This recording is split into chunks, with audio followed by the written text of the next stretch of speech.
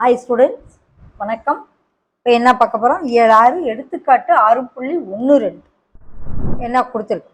tan squared a minus tan squared b is equal to sin squared a minus sin squared b by cos squared a cos squared b. So மேலே உள்ள sign இருக்கணும், கீழே உள்ள காசு. இடது பக்கத்தை எடுப்போம். tan cot secant இந்த மாதிரி கொடுத்தாலே சைன் காசுல மாத்திரு. tan எப்படி எழுதலாம்? சைன் பை காசு. ஓகே, இதே போல இங்க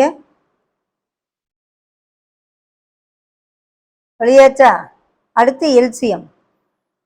ஏன் கீழே cos squared A cos squared B இருக்கு. அப்போ எல்சிஎம் எடுத்து ஆட்டோமேட்டிக்காக கீழே cos squared A cos squared B வந்துடும். Denominator over.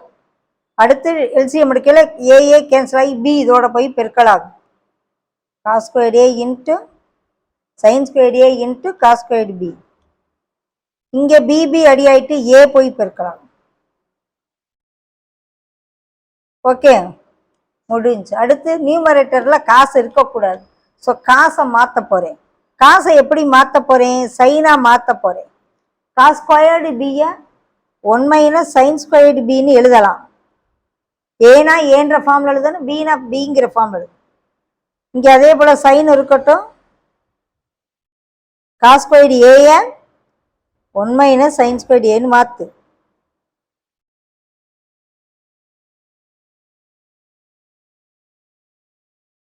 உள்ள கொண்டு போய் பெருக்கு.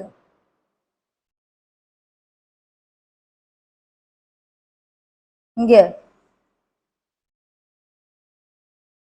Minus into minus plus.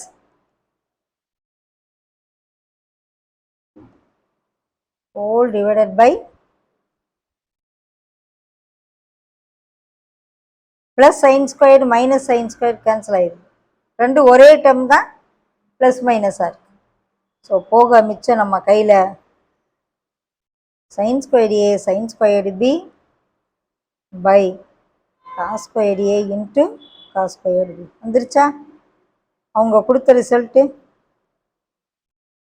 LHS எடுத்தோம், ஆர்ஹெச்எஸ்ஸை கொண்டு வந்துருச்சு.